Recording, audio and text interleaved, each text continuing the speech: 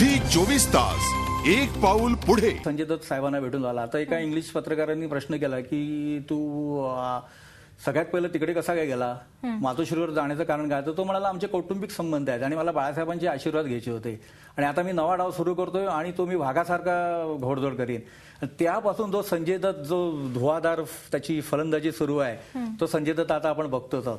अगदी बरोबर. सगळेजण संकटातनं बाहेर पडले की पहिले देवाचा आशीर्वाद घ्यायला जातात. संजय दत्त सिद्धिविनायकाला जाण्यापूर्वी बाळासाहेबांचा आशीर्वाद घेण्यासाठी गेला होता. अमिताभ यांच्याविषयी भरपूर आठवणी सांगितल्या जातात. बऱ्याचशा आठवणी आपल्याला माहिती आहेत. अमिताभजींनी ट्विट सुद्धा केल्या होत्या. त्याशिवायची अशी कुठली वेगळी आठवण आहे तुमच्याकडे? वेगळी अशी आठवण म्हणजे मी पप्पांबरोबर असायचो. म्हणजे श्रीकांत ठाकरेंचा मी चेलाच आहे तर मी पप्पांबरोबर नेहमी असायचो आणि त्यावेळेला मातोश्रीवर बऱ्याचदा त्याचा योग यायचा. तर एकदा मी गेलो आणि आम्ही बाहेर बसलेलो होतो. जुनं मातोश्री ज्या वेगळ्या पद्धतीचं होतं. एक बाहेर अशी रूम होती आणि साहेब आतमध्ये होते. तर थोड्या वेळाने बघतो अमिताभ बच्चन बाहेर आला.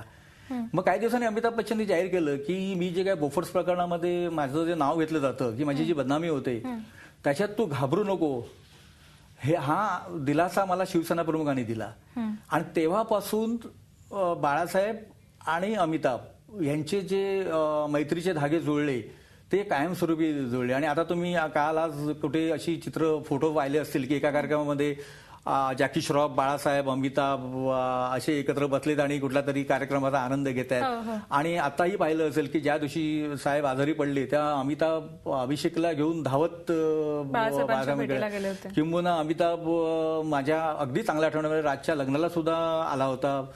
अशा पद्धतीने ते नातं कौटुंबिक पातळीवर गेलेलं आहे.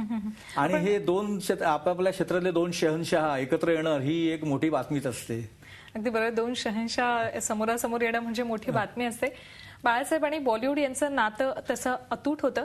कलेवर प्रेम करणारे बाळासाहेब, संगीतात रमणारे बाळासाहेब, सेलिब्रिटींशी मैत्रीचं नातं ठेवणारे बाळासाहेब, सेलिब्रिटींच्या मदतीसाठी धावून जाणारे बाळासाहेब, अशी बाळासाहेबांची विविध रूपं बॉलिवूडनं जवळून पाहिलीत. पाहुयात त्याचाच हा एक रिपोर्ट. बाळासाहेब आणि बॉलिवूड यांची मैत्री किती घनिष्ठ होती हे या फोटोतून अधिक अधोरेखित होतंय.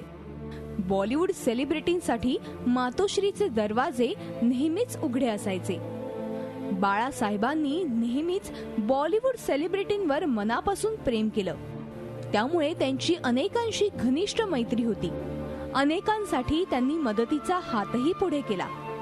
बोफोर्स प्रकरणी आरोप झाल्यानंतर अमिताभ बच्चन यांच्या मदतीला धावून आले ते बाळासाहेबच.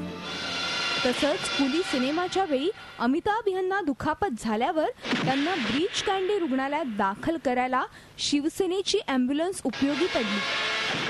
तसंच संजय दत्तच्या कठीण प्रसंगात जेव्हा जगानं त्याच्याकडे पाठ फिरवली होती तेव्हा बाळासाहेबच त्याच्या पाठीशी उभे राहिले होते.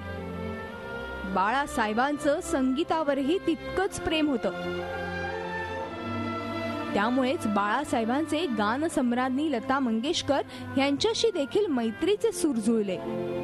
लता दीदींनी तर बाळासाहेबांना वडिलांचं स्थान दिलं होतं.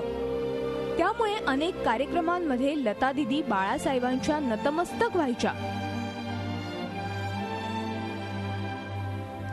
लता दीदींच्या बाळासाहेबांशी दिलखुलास गप्पा रंगायच्या. शिवसेनेनं आयोजित केलेल्या एकच सूर ह्या कार्यक्रमातही लता दीदींची बाळासाहेबांशी गप्पांची मैफिल रंगली होती. यावेळी प्रत्येक जण हा क्षण आपल्या कॅमेऱ्यामध्ये कैद करण्यासाठी धडपडत होता. आरके फिल्म्सचा लोगो देखील बाळासाहेबांनीच डिझाईन केला होता असंही बोललं जातंय. आज फिल्म इंडस्ट्री मधला प्रत्येक जण बाळासाहेबांच्या आठवणींमध्ये रमून गेलाय.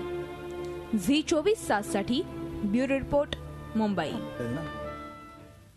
बाळासाहेबांच्या बॉलिवूड मधल्या आठवणी अशाच जागवणार आहोत पण एका छोट्याशा ब्रेकनंतर. झी 24 तास एक पाऊल पुढे.